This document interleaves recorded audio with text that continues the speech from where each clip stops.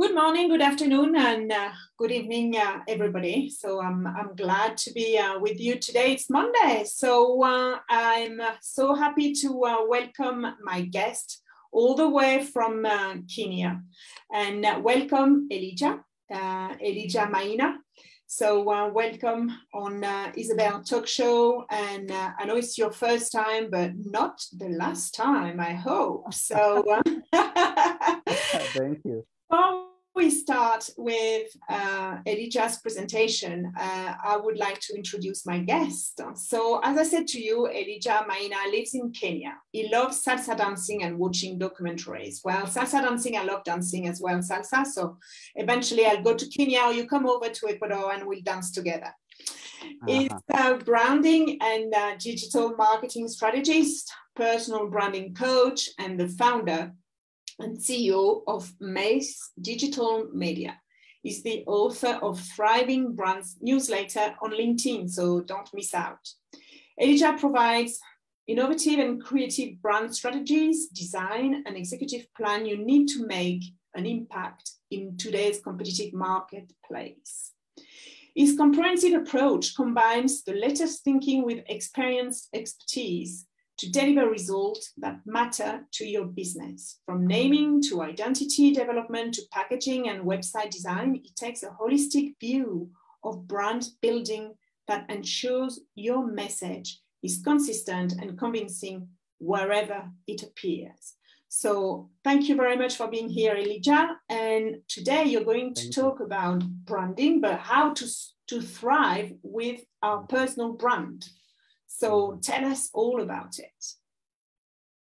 Thank you so much, Isabelle. It has been nice, and thank you for the invitation. And I would want to start by just sharing my screen, because I would want to have some slides as we navigate through the topic, how to thrive with our personal brand. It is a pleasure, and I am so happy that you said it is my first time, but not the last. So thank you so much. It is nice always working together with you. So just jumping into it, the topic of the day, I love it because I'm so passionate about the personal brand. Because in this era and time, personal brand is very relevant, both to our businesses, to our careers, and all that we do, even our not-for-profit efforts. We need to use our a personal brand at least to push what we are doing. So I'll just jump into it. So I'll start by helping us understand what personal brand is. I know there are many definitions out there, but I've just tried to summarize it into three definitions that will help us understand it more. So the first definition is our personal brand is our reputation, how people know us. So it is our reputation. Again, our personal brand is how people perceive you, right? So it is all about how people perceive us. And I would love to give a story, okay? A story about an eagle that was behaving like a chicken. So this eagle, when she was young, she fell from the nest. And when she fell from the nest, a chicken farmer came and picked it up and took this eagle back to his farm. And when he took the small eagle to the farm, he raised the eagle together with the chicken. And now the eagle started behaving like chicken, eating like chicken, behaving like chicken. And now this story captured the attention of the village. There is an eagle somewhere that behaves like a chicken. Then there was this naturalist who couldn't believe until he had to go and see for himself. So when he went there, he asked the farmer, why is this eagle behaving like a chicken? And the farmer interestingly gave the naturalist the story and told him, we have raised him, this eagle, like a chicken. That's why she behaves like chicken. Then the naturalist couldn't swallow that, couldn't take that in. So he took the eagle and placed the eagle on the hand and told the eagle, hey, eagle, you are an eagle, fly. And the eagle looked down, and so the chicken jumped down and went back to eat like a chicken. The second day, again, he came back, and again he said, no, today again we have to try again. So he again took the eagle to his hand went up to the farmhouse, on top of the farmhouse, and told the eagle, "You are an eagle, now fly." And now the eagle again looked down and saw the chicken, and then jumped back and again continued to behave like a chicken.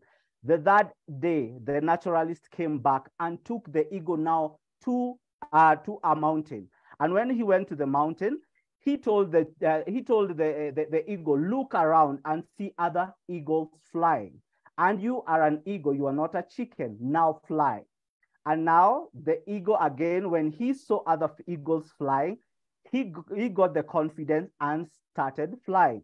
So I'm giving this story to just say, sometimes people might perceive you in a particular way, and you might have been raised in that perception. They see you as a chicken. They have raised you as a chicken. You have been in a community or in a society or in an upbringing where you've been brought up like a chicken. But in real sense, you are an eagle. So sometimes if you're not careful, how people perceive you can affect your mindset, can affect how you perform, can affect even your identity. They might give you a different identity. Remember, this is an eagle, born like an eagle, raised like a chicken, but it got its identity from the farmer. So I'm saying this to say that with our personal brand, sometimes we lack to thrive with our personal brand. Sometimes even we fail to succeed in life because our mindset has been altered by how people perceive us just because of how we were raised. Finally, I would want to give it another definition. Personal brand is an asset. It is an asset.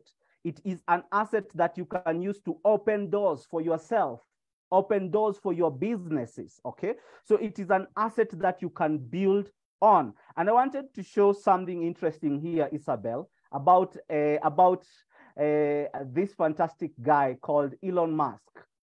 I had one of the interviews. Elon Musk was saying when they were launching Tesla, they used zero budget on advertisement. They just leveraged on his own personal brand. So this guy was making a lot of noise, giving people promise, giving them assurance, and they leveraged on his own personal brand to launch Tesla. And you know how big Tesla is currently. So you can imagine, and I know we have even other fantastic examples that we can use. So you can imagine that a brand is an asset. You see, and most of the time we are sitting on this asset. Sometimes even we don't know that this asset is so powerful that we can use it to open doors for ourselves and even open doors for even our businesses. So up to that juncture, I hope that was clear. Maybe Isabelle, you can respond. Maybe you can ask a question. Maybe there is a question posted on Facebook Live or a reaction before we dive in. No, but because I want to invite people to contact you directly, you see, so correct. So, but as far as I'm concerned, I agree that the branding is very important, and even when you have a company, your personal branding, they go together. They have impact on each other. So you need to look after both. So definitely. Wow, thank you. Thank you for that. So I would want us to dive in and see how then do we use this asset? How do we use our reputation? And how do we use this personal brand, at least to thrive in whatever we do? So the first thing for us to utilize our personal brand well is understanding ourselves, or understand yourself, who you are. It is very, very important. I always say that you can never tell a story that you do not know. All right. You can never, yes. You can never sell what you do not have, or what you don't know where you'll get it, unless you're conning people. So you can imagine you trying to sell a personal brand that you don't understand. You don't understand yourself. And unfortunately, this is what we do. We allow others to define us. So if you don't brand yourself, people will brand you the same way the eagle was branded to be a chicken, all right? So it is very, very important for you to understand who you are, okay? What motivates you? It's very, very important for you to understand what motivates you, what demotivates you, what energizes you, all right? What drains you? It's very, very important for you. And again, it is very important to understand what value do you bring on the table. Sometimes we come on the table, but we don't understand our value. And the risk of that, we might overestimate ourselves or underestimate ourselves because we do not understand what value do we bring on the table. Something interesting, Isabelle, someone told me, this person told me that every market is a locked room. Every market is a locked room. You either break the door or you negotiate your way into the market. So it is always a locked room. You either break the door or you negotiate your way in. And imagine you negotiating and you do not know the value that you carry. Sometimes you negotiate and sell yourself less of how much you're supposed to sell yourself. And that's why we find sometimes people who are very smart, people who have a lot of capacity to sell more, to thrive, to succeed more, they achieve less because they do not know themselves. They do not know the value. And when I talk about the value, I'm talking about what skills do you have or what skills do you need to add to yourself, all right? Again, I'm talking about what experience do you have? You have 10 years experience. Someone else has 5. So you are more than them, all right? Again, it's good to understand what network do you have? We always say that your network is your network. So sometimes when you understand I am having an association with this kind of people, then my value goes up. Sometimes people value you. They always say, show me your friend and I will tell you who you are. Yeah. So you can imagine you have this network that you're not taking into a perspective and bringing on board and saying, hey, I'm valuable because I can associate with this kind of people. So it is very, very important for us to understand who we are. Okay. Again, it is very, very important for us to understand what is our goal. What is your goal?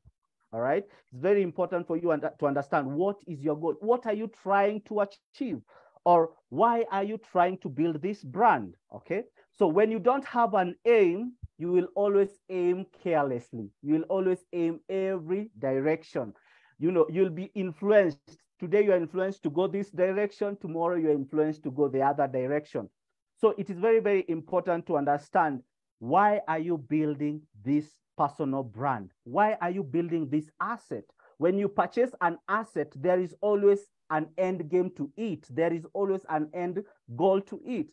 So it's very, very important for us to understand, what are we trying to achieve? Remember something interesting, Isabelle, you can never dictate how people will perceive you. You can never tell Elijah, you need to perceive me this way. I can never tell Isabelle, you need to perceive me this way.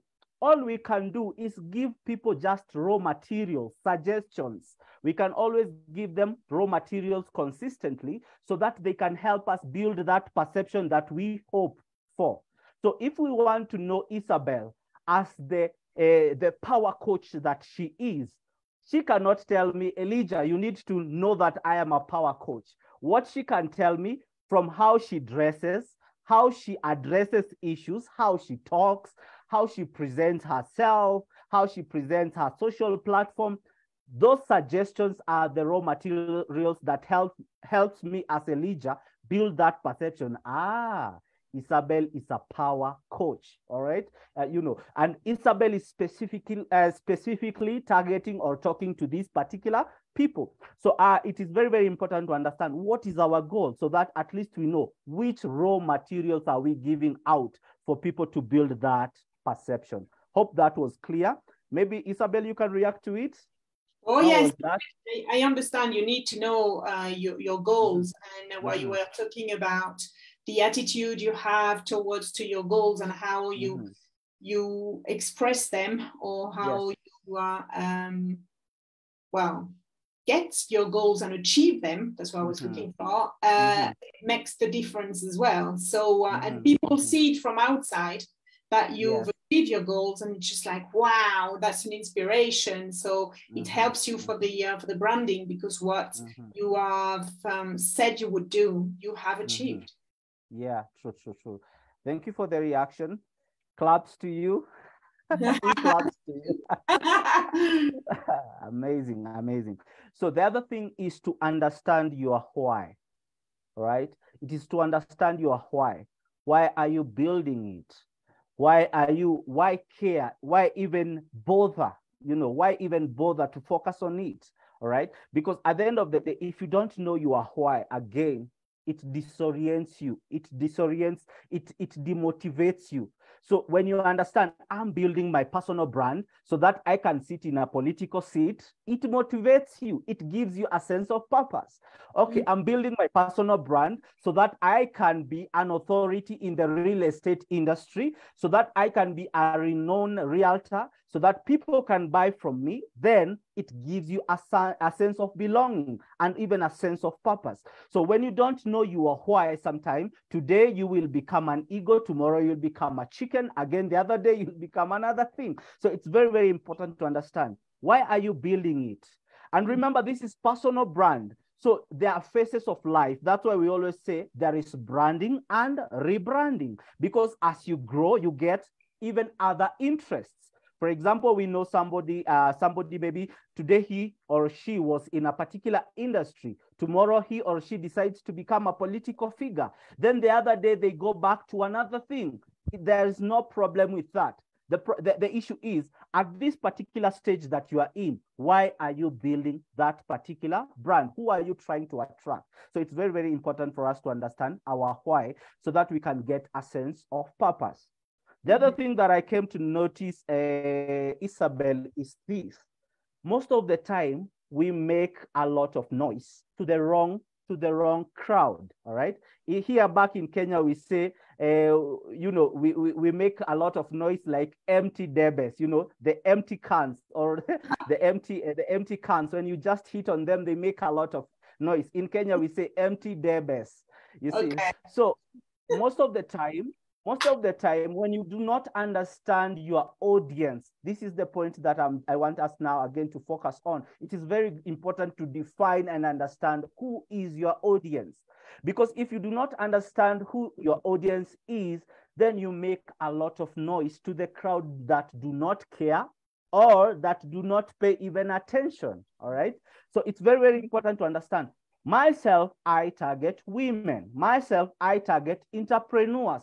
Myself, I target startups. Myself, I target home owners. All right.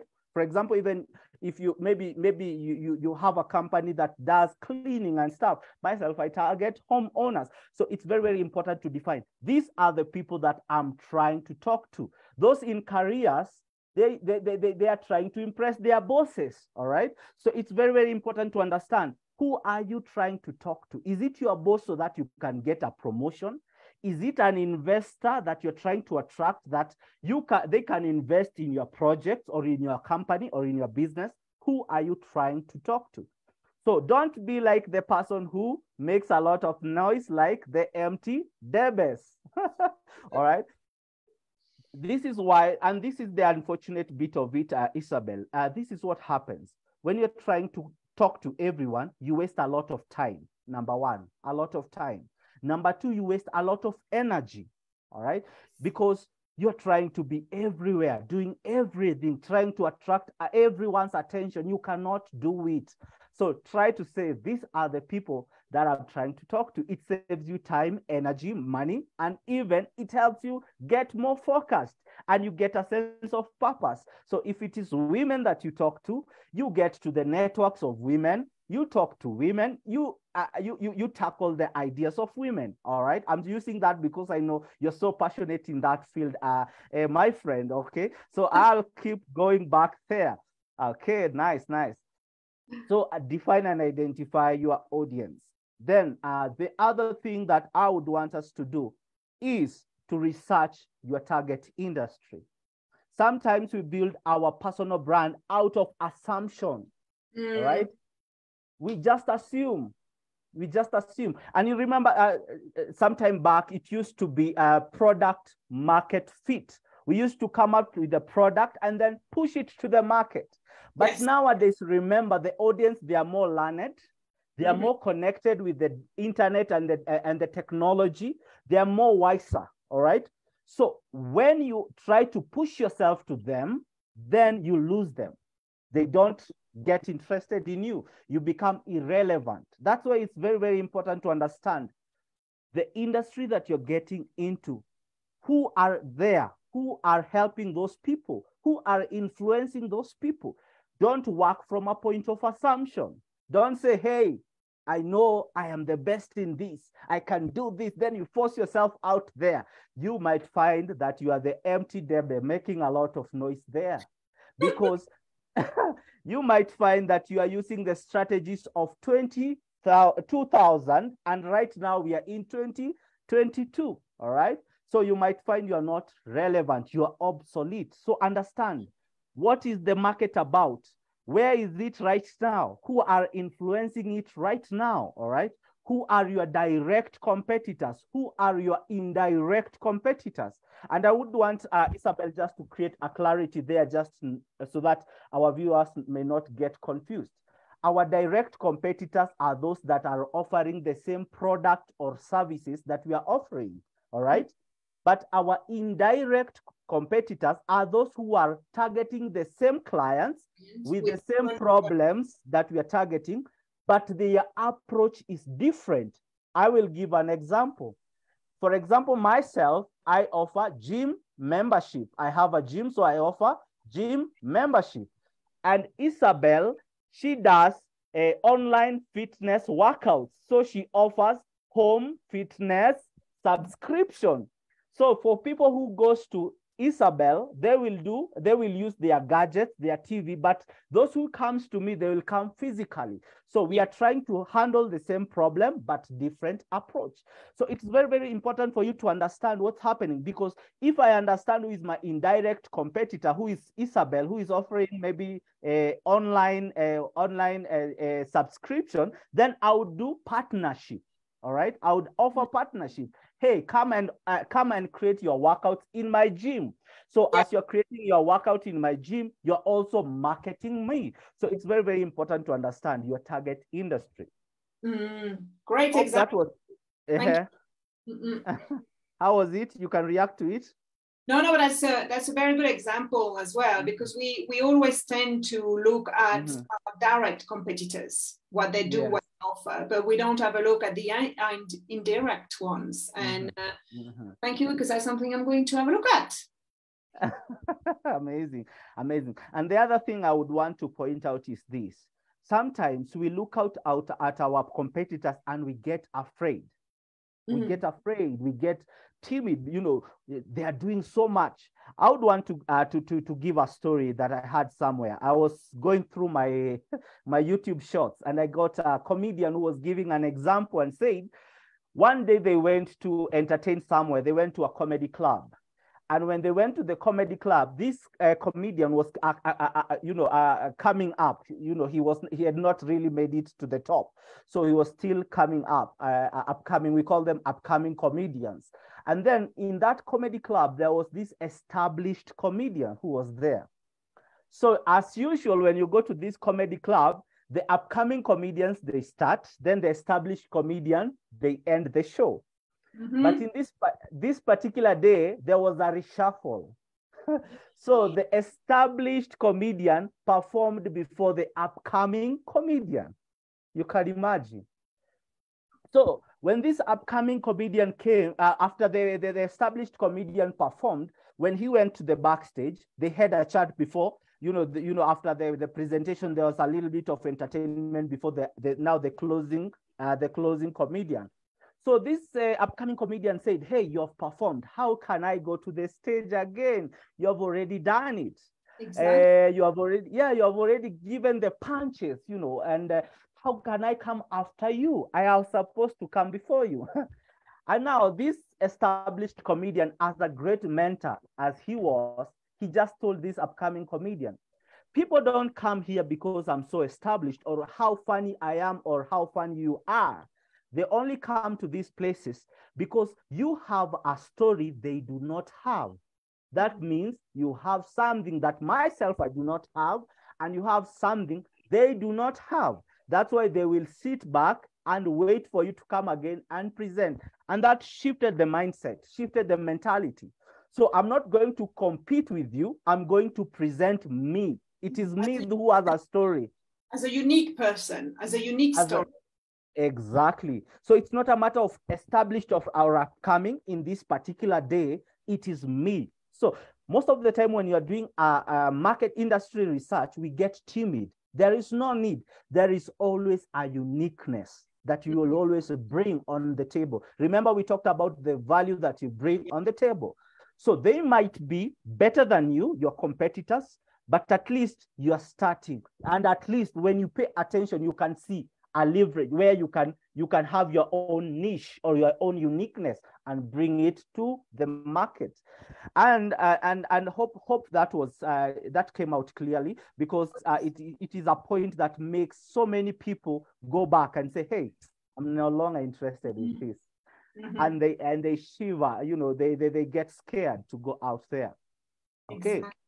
Yeah, thank you very much. Yeah, being unique and recognizing our uniqueness. Amazing, amazing, amazing. The other thing that I would want us to do is to craft and use elevator pitch.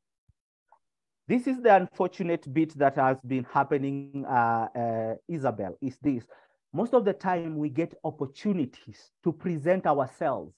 We get opportunities in a networking event, office events, you know, social events, social, you know, where we gather, and we get these opportunities to bring ourselves out and let people know who we are, you know. But sometimes we don't have elevator pitch. We do not have some introduction to tell people who we are, okay, or what we do.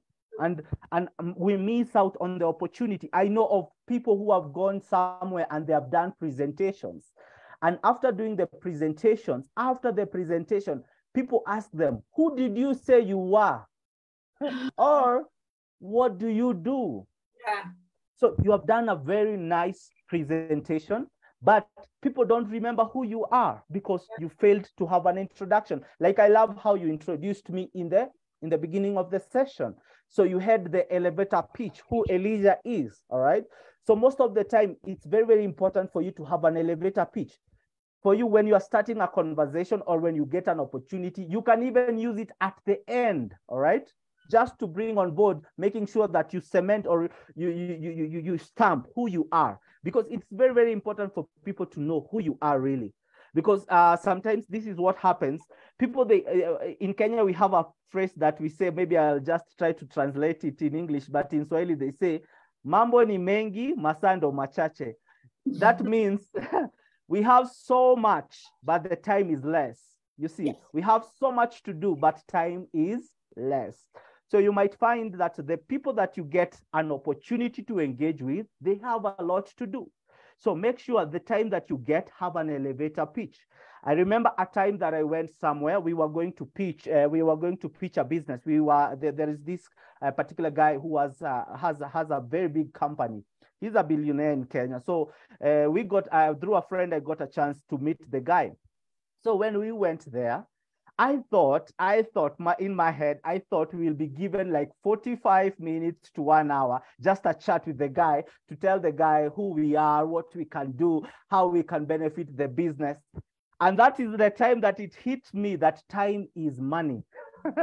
and this guy, they do not have time to waste. You know, when we got there, and I thought, you know, in my head, I had planned. And when we got there, the guy told us, just got 10 minutes. Just be brief. Tell us what you need me to help you do, and how can you help me? Just that. Don't beat around the bush. I don't have time for that. Imagine being given 10 minutes, and in my head, I had a presentation for 1 hour. Yes. Wow. It's true, actually. Yes. People don't have time anymore, or because they are so busy. So we need to go straight to the point and make an impact. Yeah. And imagine it was my first big project that we were supposed to do with my friend. My friend has a consulting company also, and we do consultation together. And now we were doing it. It was a big quotation. We wanted to quote big, and you know, we wanted to show that we can offer value. But I'm telling you the importance of having these elevator pitches. It's very, very important to craft them and practice so that when you get yourself in such situation, you're able to come out. So luckily, I had already practiced something. I had just assumed if I was given this time, I would do this. If I was given this time, I had foreseen that. And it went well. We were given the business and it was nice. And then when I was coming out of there, I just asked my friend, do you mean in 10 minutes we can close this big deal? And the rest of the deals that I've been closing, I used to close them, we used to have back and forth with the client, 30 minutes trying to, getting into it. And most of the time I couldn't get it.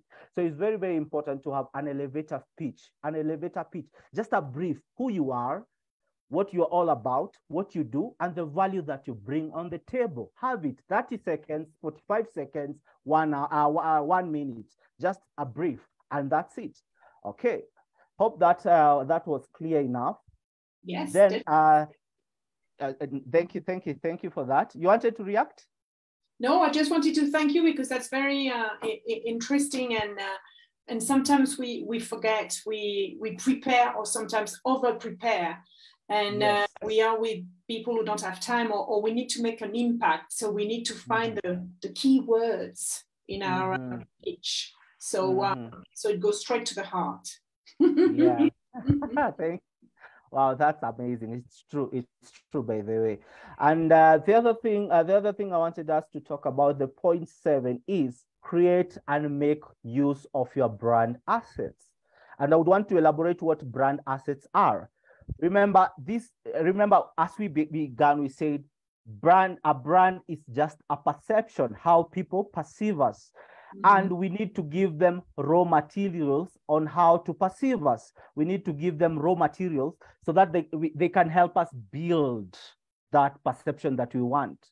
So if I want people to know me as a coach, I need to give them raw materials to build that perception in their mind. If I want them to know me as the best politician, then I need to give them raw materials, suggestions, so that they can build that.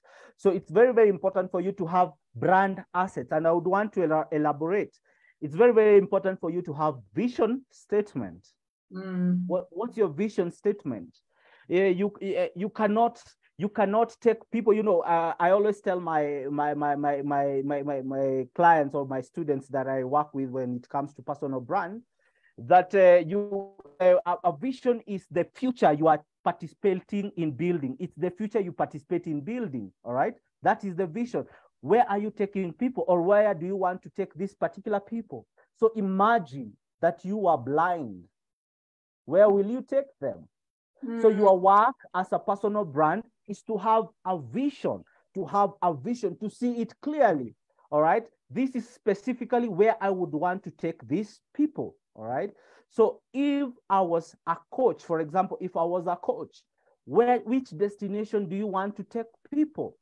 If I was maybe my gifting, or I want to build my talent or my brand around baking. Maybe I love baking and I want to build a personal brand around that.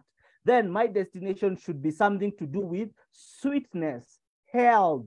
You see, so health is health is wealth, or sweetness, bringing joy to life. For example, so Coca-Cola, bringing happiness to people. So when you see Coca-Cola brand, you see they use, even in their advertisement, they use happy moments, because that's their vision. There is where they want to take people to, or they want to land people there. So it's very, very important to have your vision very right. The other thing you need to have is your mission statement. Your mission statement. Why are you here? To do what? So why are you doing what you're doing? Why do you want to participate in building that particular future, that vision?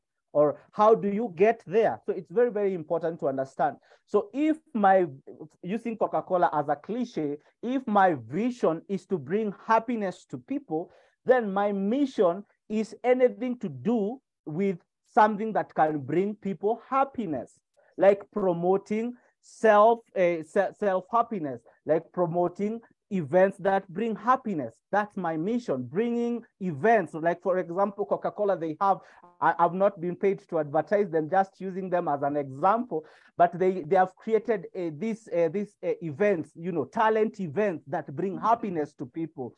We can have people like Red Bull company. They have created these daring events. You can imagine daring events that they create, because the people that they are trying to talk to, they are daring people. They are trying to target daring people. So what's your mission? What's your mission in whatever you want to do? If you don't have a mission, then you cannot get people there. You see, it doesn't make any sense. So if you're trying to succeed with your personal brand and you don't have a mission, forget about it. It is about time we tell you the truth. Forget about it. You need to have a vision. You need to have a mission. If you don't have it, forget about success. All right? Because how can you measure it? You measure it by your mission. Have you achieved your mission? Have you achieved your vision? Then you tick. All right? Okay, I see we are getting somewhere. I see you're getting somewhere. You have started getting there. And then it's good to have core value statement. What are your guiding values? All right. Sometimes we get that people do not, any successful person has something that guides them as their values. They have their own stand. Some stands even you cannot change. You see, sometimes you find when you trade your value for money, then you dilute your personal brand. Okay, I have clients that I tell them I cannot work with you because this project I cannot deliver. It is not in line with my values. All right, it's not a bad thing. You're telling them the truth, and they always tell me thank you. And then I always tell my students it is okay sometimes to fire your clients, not just to hire them. All right. You can fire your clients based on your values. You see the market is big. You need to choose who you need to work with. Some project you might take, some initiative you might take, they might drain you. They might take you down, all right? They might dilute your personal brand because people will ask, why did you do that? You're not the kind of person that we know to do such kind of things. So it's good to have core values, all right? The other thing is to have a brand message, a brand message, a message that you can share across, okay? So like I have a client who says that broken crayons always can also color. Broken crayons can also color. And this is the interesting bit about her. She is a counselor, so she deals with those who are coming out of toxic marriages and relationships, and they have been broken, and they have gotten their identity from the toxicity of their relationship, so they are lost. They are lost. They think it is the end of life. So she comes again and says, broken crayons still color. You might be broken, but you can still color beautifully. So you see, that's brilliant. So also you can have your own brand message, a message that you pass across, maybe a message of hope, a message of who you are, a message of where you're taking people. So it's good to have a message that you share with your audience, all right? And this message needs to cut across from your print work to your digital spaces, to your social media. It's very, very important to have that brand message. That's another way. So like, for example, using that client's example, you can imagine she was invited somewhere and she got stuck. There were potential clients there and she got stuck in her mind. And you are a coach and trainer, you understand sometimes we get stuck when you're training. You're like, oh my, like for example, on Saturday I was somewhere training in Kenyan time. This weekend I was somewhere training and I had prepared my presentation slides. And then when I got to the venue, there were no facilities to do to do my slides. So everybody was on the ground seated. So I have my presentations with me and I cannot use my slides. Luckily, I have my slides and I have my notes. You see, I always carry with me my sticky notes. So you can imagine when that particular incident happens and you have your brand message, you can always go back and start from there. So she will say broken crayon, still color, and now build something big out of that. All right. Then another thing I would encourage under this also, Isabelle, is for us to have our own biographies or story. Have a personal story of why you're doing what you're doing. Okay. People buy stories. We love stories. You see, when we give our story, we are always interested. And sometimes we might forget what you said, but we always remember the story. For example, the story of the ego that we started with. Oh, yes. Somebody will just remember that. Yes, yes. So people are always interested with your story. Like, for example, you, Isabelle, where are you coming from? Why did you decide to become who you are today? What have you done in the past? So that they can rally behind you. So we don't want to just rally behind someone who doesn't have a story, because when you give us a story of where you're coming from and why you're doing what you're doing, then we carry you with the weight that you deserve. We know that you know us, you care about us, you are interested with us. But if you don't have a story, then we are like, then another person who is coming on board to con us. This person doesn't care about us, right? It happens. Exactly. So the trust issue comes on board. Can we trust you? But if you have a story, for example, if you ask me, why did you start doing stuff to do with personal brand and brand strategies? It is it's very simple. I can tell you for sure. I started as a developer of website design, graphic design, and all that creative works. And this is what I realized. When my clients who used to come to me, more so those who wanted to build their personal brands, they had coaches, in quotes, coaches. But in real sense, they were not coaches. They were con men. So they could take these people on board, and these people would trust them and then get no value. So when they're coming to us, Elijah, I want you to build me a website.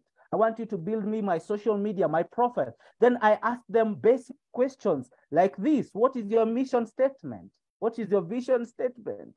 What are you trying to achieve? Why are you doing what you're doing? They do not know. Then I ask them, what are we building then? That's where I fire a client. You get now my point? There is where I fire you. I tell you, I cannot work with you because I will eat your money for nothing, for sure. And that's not part of my value. I won't eat a money that I've not sweated for. So they go back disappointed, some angry, but later they come back to me and tell me, you were making sense. Yes. So there is where now I started seeing, instead of just going straight to building people's social media, their profile and their digital presence and their website, why can't we start from the scratch? I help them come up with their why, help them come up with their vision, mission, and all that. Then we build something that is tangible. You get the point? Oh, yes. Yes. I totally agree with you. So it's very important to have a story. And also I would be interested to know, I know you had shared some time back why you became a coach, all right? So it's very important to have that story. Again, the other thing we need to have is our profile with us, our profile. When you're building your personal brand, it's very relevant to have a personal profile, both in PDF and in your social media. For example, LinkedIn gives you a space to build your profile. Have it in a PDF, have it in your social platform like LinkedIn, have it in your personal website, have your profile ready so that when you interact with someone and they ask you, can I have a look at your profile? You will tell them which platform do you want to use. For example, myself, if you ask me, I'll tell you, you want me to send you my website or my PDF? Either I can, and I'll send it to you. So it's always very important to have our profiles ready. In PDF, I always recommend have it in PDF ready. Also, if you have a personal website, have it there and also on your social platform so that these people can be able to check you out. Then the other thing that I always recommend is our dress code. when we present ourselves for events. Our dress code, dress for the event, all right? I know, Isabelle, you have heard of this phrase where they say, do not judge a book by its cover. Why? When you hear someone says, do not judge, it means 100% we always judge. So your first impression is very, very important. So when you show up as you want them to see you. Show up as you want them to perceive you, all right? So if you're going to a traditional or a cultural event, don't dress officially, dress traditionally, right? Blend in. When you go to an official event, be official. When you go to a casual event, be casual. And that's why it's very, very important when you're going to an event, ask questions, ask the host, what kind of people will be there? I remember of a friend of mine who went to a very casual event, you know, he went to these startup fintech companies, you know, training them. And he had worn a very official, even with the tie to the neck and all that. And you know, these tech guys, they don't love official wear. They are always in casual in their jeans. So when he got there, he found the casual setup. You know, they are in casual. So he had to go back to the washroom and change. You know, just loosen up, get off the tie, just fold his shirt and get ready for the event. So it's very, very important. Your dress code. The other thing is photography, Isabelle. When you want to have your social platform, your online presence, have professional photography. All right. Don't go there and just have a cheap looking photo. Sorry to say so, because sometimes these people, they do not know you. They are just seeing you online. So you imagine when they see a low quality photo that you have posted there, then they start having the wrong perception. Yeah, doubt. Right? Doubts. And doubts. Is this person for real? Can we trust this kind of, and even their pose, how you pose for the photo. Some people you find they are on their social media and maybe they want to have a professional look, but they are on their cups, you know, their heart. And others, they are even looking side. Others, you know, how you have posed even for those photos really, really matter. Then finally, I would want to recommend people to have their online presence. Nowadays, we have so many avenues that you can use to build your own personal brand. For example, myself on LinkedIn, I have over 9,000 connects. People that I couldn't meet one-on-one. I couldn't meet them one-on-one. But on LinkedIn, there are 9,000. Again, I started a newsletter, the one that you were saying, it's called Thriving Brands on LinkedIn. I have over 3,800 subscribers, people who I wouldn't meet in person. So these are avenues that you can use to build on your personal brand. So go to your personal brand, understand first, who are you talking to and where do they spend their time online? For example, myself, I target professionals, and I know most of the professionals, they're either on Facebook or LinkedIn. So I've built my presence there. I've not built my presence on Instagram because the people that I target, most of them, they are not on Instagram. But I'm not saying you don't build yours there. Others, they have built their online presence on TikTok. Yeah. And they have driven traffic. Like I know of it depends on your audience. It depends on your audience. Once again, like yes, on your audience and where they are. So you use the platform, your audience or your potential clients are using. Yes, you're right. You're right. To drive traffic. But now I wanted to emphasize on a particular thing. When you build your online presence, always have a goal of where you want to take these people to, where you want them to land. So if it is your social media, what are you using it for? Is it for brand awareness? You want people to know you? Or do you want to drive a traffic from your social media to your website? Or do you want to drive this traffic from your social media to your phone for them to call you or to WhatsApp you or to text you, or to your email? So always have the end goal. Where do you want to drive them so that you don't have a social or online presence that does not have return on investment? Remember, you invest your time online. You invest, some even invest money in form of advertisements. So always have the end goal. Where do you want to drive these people to? And how do you set this goal? By using call to action. Always call people to action. All right.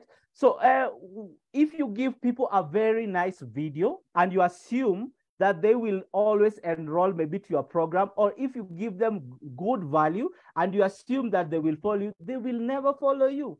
They will be, oh, that was a nice video, and that's it. But if you, after the video, you tell them, call me so that we can interact later, text me, WhatsApp me, send me an email, then you're calling them to an action. I remember sometime back, I saw a research that was done by psychologists. I think psychologists, they did this research, and they went to a print shop. So when they went to a print shop, this particular lady, the first day she came to the print shop, you know, sometime back, people used to queue, not like today, we have technologies to print, but back then people used to queue. So when they went to the queue, the first day she said, excuse me, can you allow me past the line, yeah. And nobody gave her a chance. The second day she came, she said, excuse me, can you allow me past the line because I'm in a hurry? Then a few people gave her space because she said she's in a hurry, but it was not clear because everyone who is there is in a hurry. So you need to call them to a real action. Then that time she said, that day now she came back and she said, can you allow me past the line because I'm in a hurry? I'm waited upon to attend an interview. What do you think? She was allowed to print fast because she was very, very specific with her call to action. So most of the time you find that we are doing all these things, but we are not clear with what we are calling people to. Which action? Do you want them to enroll? Just don't beat around the bush. Say it as it is. Enroll to the program. That's what you want. Okay. Do you want them to call you? Call them to call you. I think that was clear. Yeah. The last bit of the asset that I would want just to close with are the flyers and posters. Flyers, posters, and short videos. Those are other assets that you can utilize to build on your successful personal brand. Remember, WhatsApp, our WhatsApp has WhatsApp status. Our Facebook has Facebook stories. And also our Facebook pages, they have Facebook Reels. Our Instagram, it has Insta Stories and it has Instagram Reels. Our YouTube has Reels. Shorts. TikTok has TikTok videos. So you can utilize short videos and your flyers and posters to build on your personal brand. How was that? That was clear. Isabelle, maybe you can react to it. Yes, definitely. Very clear. Thank you very much. And some good tips. Thank you. For the second last thing that I would want to emphasize, when you want to thrive with your personal brand, I've just repeated it for the sake of emphasis. Network. Your network is your network. All right? There is no day you can ever be an island. There is no day that you can ever succeed automatically. All right? I remember when I was starting my agency, that is Mess Digital Media. I don't know if I've ever given you this story, Isabelle. When I started Mess Digital Media, I had zero budget, actually, zero cash. So back then when I was starting Mess Digital Media, I had the skill, I had the know-how, but I was broke. Zero cash. So this is what I did. I had a friend who had connected me to one WhatsApp group that had entrepreneurs on it. So it had so many entrepreneurs, over 100. So when I got there, when she introduced me to that WhatsApp group, when I got there, I started doing what we call education marketing. So I could educate people for free, how to establish their businesses online, how to have nice websites, how to have good artworks in terms of graphic design. And from there, we started creating networks. So I gave a free offer on that group, and I said, for the first 5 people, I will develop their websites for free. Okay, all they will do, they'll just take care of the underlying costs like paying for the hosting and buying the domain, but development, I'll do it for free. Because every time I told someone I could develop their website, they could ask, where is your portfolio? Every time I told somebody I could do their graphic design, where is your portfolio? So I offered for free. So from there, I'm telling you for sure, even when you look at our social media platform, most of the time we don't do advertisement. That's why even we do a lot of free webinars like this, just empowering entrepreneurs. Why? Because our strength comes from referrals. I'm telling you, we get referrals. I'm telling you, referrals. Sometimes we have worked with you, Isabelle, and you know, sometimes even we get to a point we tell you, we cannot do it today, let us do it tomorrow, because the workload is there. You know, the workload is there. So network. Know the right network. If it calls for you to go to join, if it calls for you to join a club so that you can get those relevant network, why not?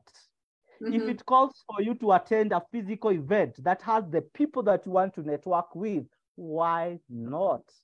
I was told a story just the other day with a friend of another political figure in my country who met this particular guy. So this particular guy told him, hey, so-and-so, would you connect me with a particular job? I want to work in this particular field. I wouldn't just specify it for the sake of covering for them, but would you connect me with this particular job?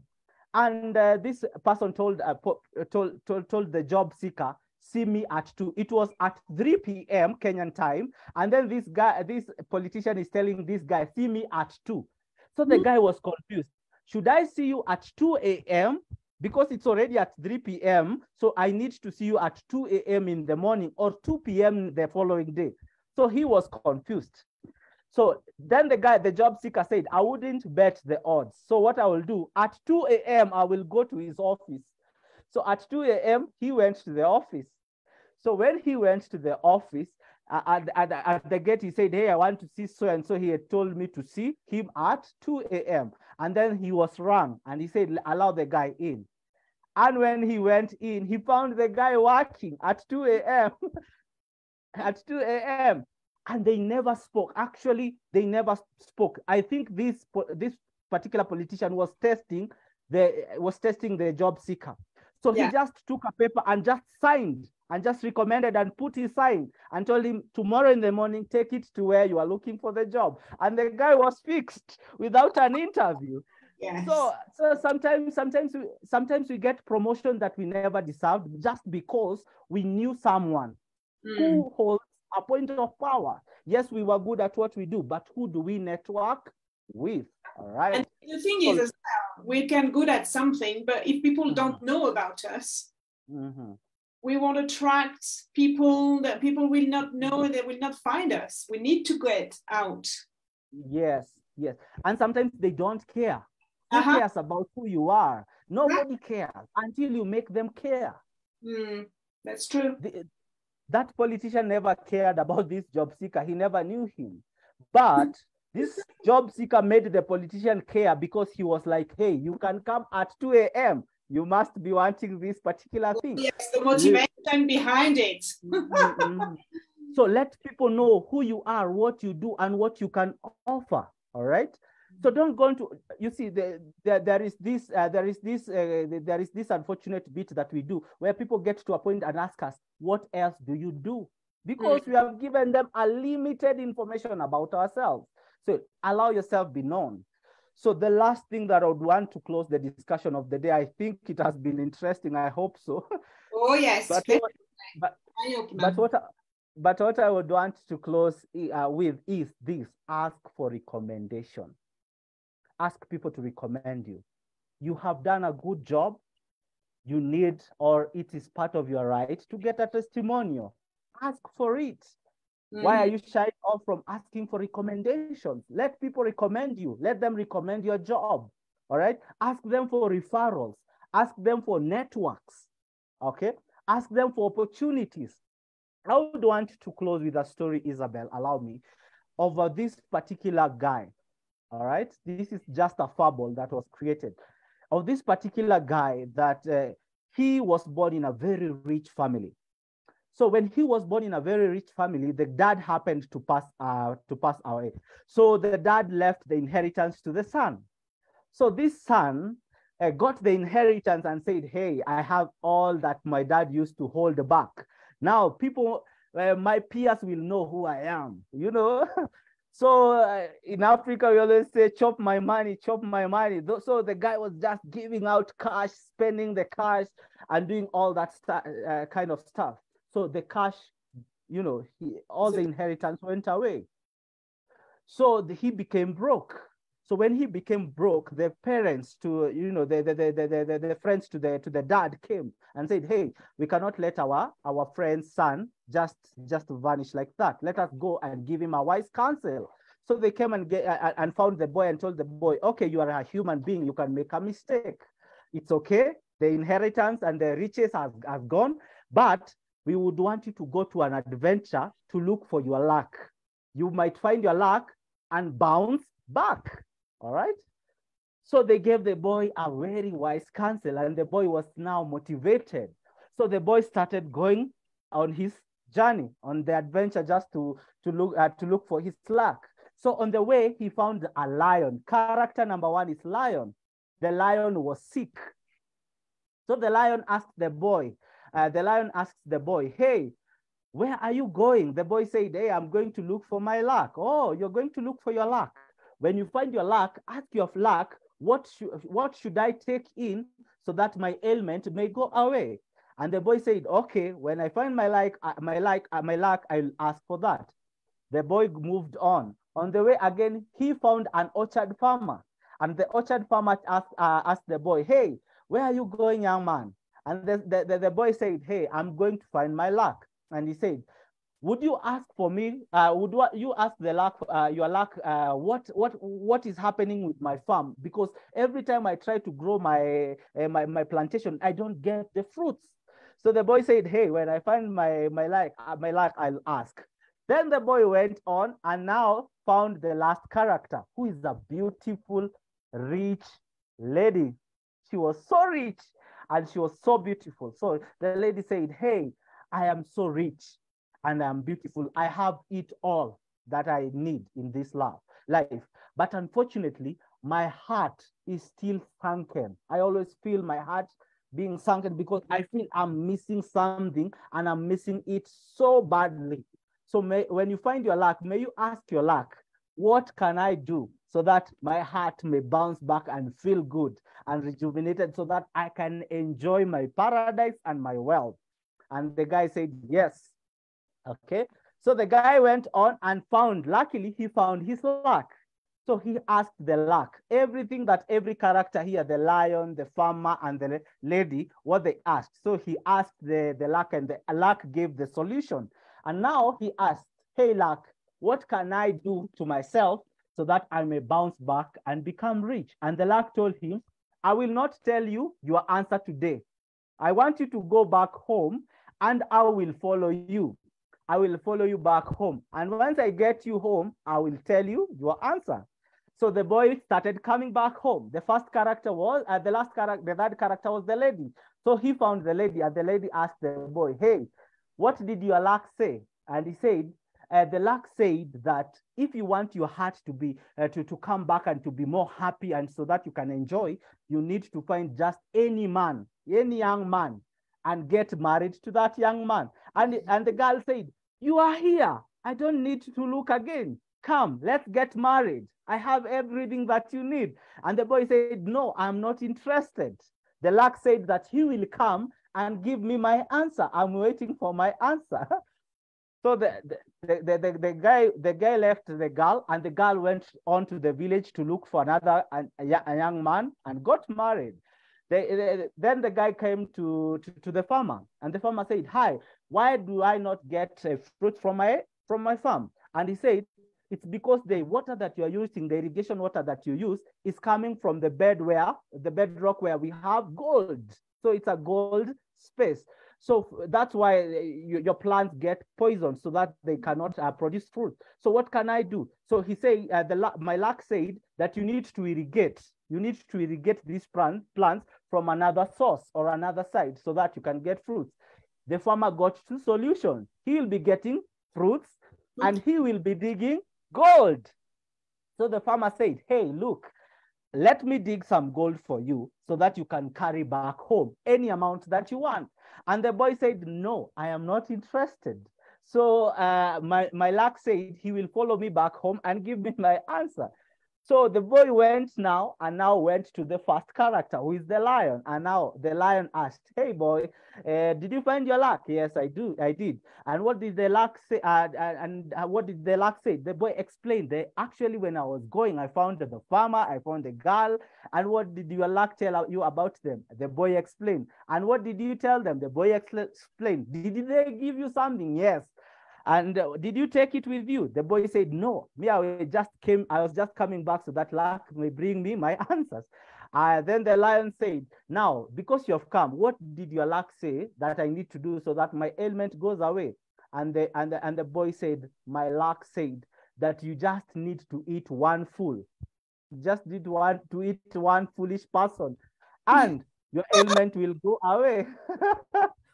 So what do you think? The lion ate the boy. The lion said, I cannot see any other foolish person around apart from you. And this, we might laugh at the boy. We might laugh at the boy, but unfortunately, this is what we do. We do a lot of jobs, a lot of good, commendable jobs.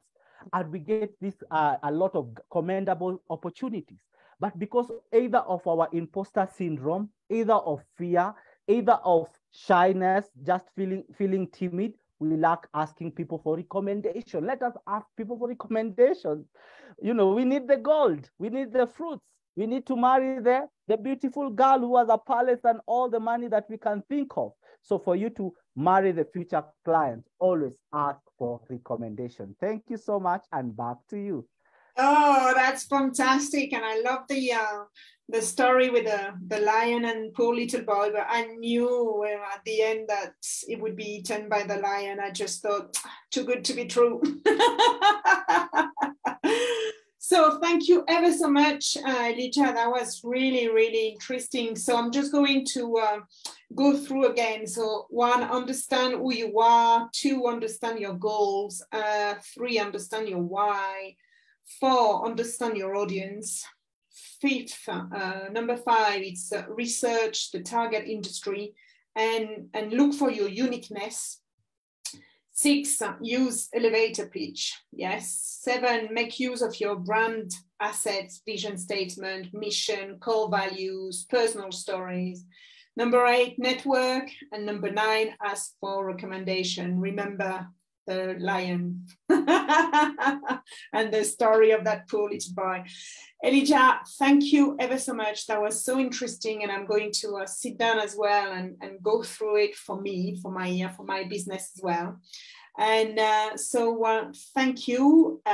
Anything else you want to add, Elijah? I mean, I know that my audience, and contact Elijah because he's fantastic and he's the one as well doing my flyers. So he's got a good eye. And regarding the branding, regarding your personal brand, your products, and how you convey your message to your potential clients, please contact Elijah. He's absolutely fantastic. So I've put the email in the description. You can see Elijah's email as well on the screen alongside his name. So don't hesitate to contact him. So Elijah, thank you ever so much. And my next guest, for next week, will be Luc Cardinal. And the topic would be neuroscience applied to leadership and communication. So if you've missed my previous talk shows, don't worry about it. You know that you can find them on my YouTube channel, Phoenix Coaching and Training. Click on the little bell to subscribe, and so you will get the last all the notifications for the last talk shows. So thank you ever so much, and Elijah, come back anytime to give us some more tips about branding So thank you again. Thank you, Isabelle. See you next week. Bye. Bye.